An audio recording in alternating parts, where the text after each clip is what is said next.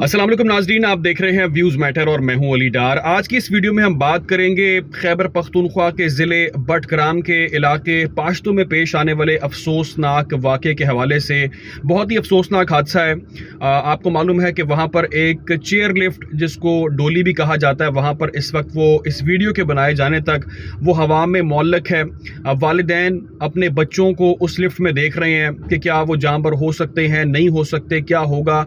काफ़ी वक्त अब तक गुजर चुका है इस वीडियो के बनाए जाने तक। तकरीबन 9 घंटे हो चुके हैं कि वो बच्चे, 8 बच्चे, बल्कि 7 बच्चे जिनमें एक उस्ताद भी शामिल हैं, वो उस चेयर लिफ्ट में फंसे हैं और उनको रेस्क्यू करने के लिए कोशिश की जा रही है। अब बहुत सारी अहम चीज़ें आपके सामने इस वक्त तमाम तर टीवी चैनल्स पर चल रही हैं कि हवा जब चलती है ज़्यादा तो तब मुश्किल पेश आती है, या जब हेलीकॉप्टर करीब आता है तो हेलीकॉप्टर की जो हवा है, उसका जो प्रेशर होता है उनके ब्लेड्स का, उस वजह से डोली हिलना शुरू हो जाती है, जिससे ये ख़तरा होता है कि खुदा न खास्ता कहीं रस्सी टूट ना जाए। क्योंकि अब तक की मालूमात ये हैं कि 3 रस्सियां थीं, जिसमें से 2 टूट चुकी हैं और सिर्फ एक रस्सी पर अब ये डोली जो है ये लटकी है।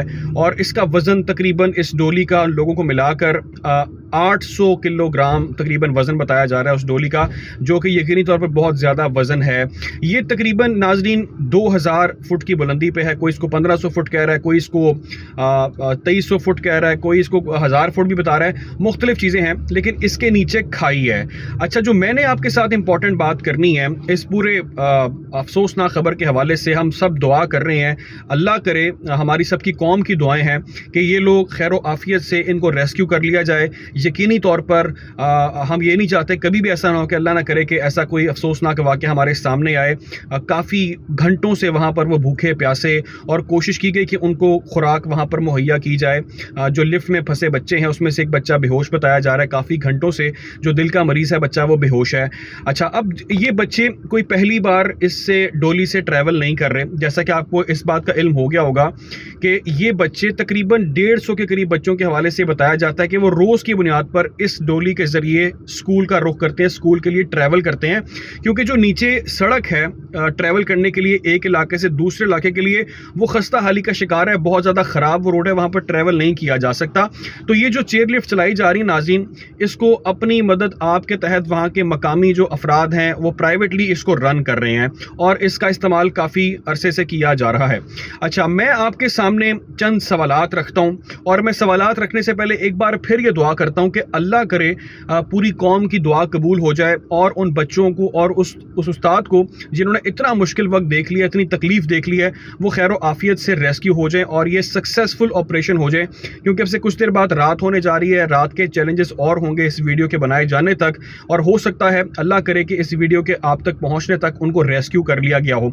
लेकिन जो अहम सवालात हैं वो मैं आपके सामने रखना चाहता हूं इस व्लॉग के अंदर। सबसे पहली चीज़ ये कि ये लोग नाज़रीन अपनी मदद आपके तहत इस लिफ्ट पर ट्रैवल करते हैं।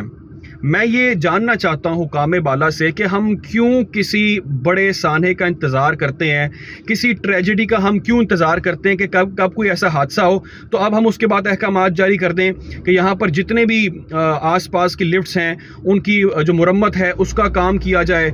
जो भी वहाँ की मैनेजमेंट है वो ये देखे कि क्या यहाँ पर जो भी काम किया जा रहा है उसकी मेंटेनेंस की जा रही है, नहीं की जा रही।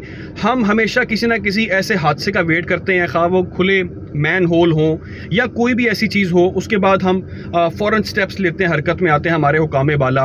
अच्छा, अब मैं ये पूछना चाहता हूँ कि अगर तो वो लोग अपनी मदद आपके तहत उस लिफ्ट को चला रहे थे, तो पहला तो सवाल यह है कि उनके लिए कोई सड़क क्यों तामीर इतने सालों से नहीं की गई, उनके लिए रास्ता क्यों कोई नहीं था। अगर उनको रास्ता नहीं दिया गया तो उनको लिफ्ट के ज़रिए ट्रैवल करने के लिए कोई फैसिलिटी प्रोवाइड क्यों नहीं की गई, ये भी बहुत बड़ा सवालिया निशान है।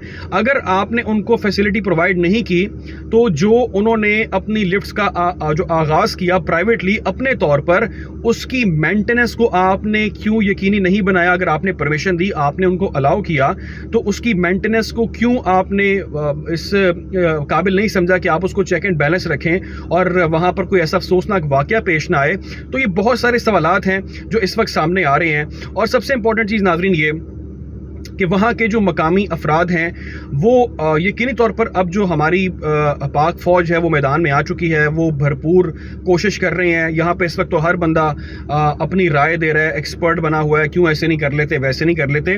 یقینی طور پر جو ہماری فورسز ہیں، جو ہمارے ماہرین ہیں، جو ہمارے ایس ایس جی کمانڈوز ہیں، وہ بہتر سمجھتے ہیں کہ انہوں نے کس طرح سے اس آپریشن کو سیفلی ڈیل کرنا ہے، کیونکہ ان کی سیفٹی سب سے زیادہ امپورٹنٹ ہے. وہاں پر جو چیلنج ہے کہ اگر ہوا چل پڑی تو کس طرح سے اس کو ڈیل کرنا ہے، یا اگر ہیلی کاپٹر کے ہوا سے اگر خدا نہ خواستہ وہ ڈولی ٹوٹ جاتی ہے اور نیچے گر جاتی ہے تو اس کا ذمہ دار سب نے کہنا ہے کہ جی یہ ریسکیو ٹیم جو اس کی ذمہ دار ہے. تو ایک بہت سینسٹیو میٹر ہے، بہت ایک امپورٹنٹ میٹر ہے، اس کو طریقے سے ڈیل کیا جانا چاہیے. لیکن اس ویلاگ بنانے کا جو مقصد ہے ناظرین، وہ سب سے امپورٹنٹ یہ ہے کہ آج کوئی سیاست نہیں ہے، کوئی انٹرنیشنل ایشو نہیں ہے، کوئی اور سوشل معاملہ نہیں ہے. سب سے بڑا آج کا جو ٹاپک ہے یا سب سے بڑا معاملہ ہے وہ ہے اس لفٹ کا اس طرح سے ہوا میں سٹک ہو جانا، اور چھوٹے بچے جن کی عمر 10 سے 12 سال ہیں وہ کب سے زندگی اور موت کی کشمکش میں ہیں اور انتظار کر رہے ہیں کہ کوئی ان کو وہاں سے نکال لے گا. اور اس سے بڑی خوشی کی بات کوئی نہیں ہو سکتی اگر وہ سیفلی وہاں سے ریسکیو ہو جائیں. لیکن جو مسئلے ہیں، جو معاملات ہیں، وہ وہیں کے وہیں ہیں.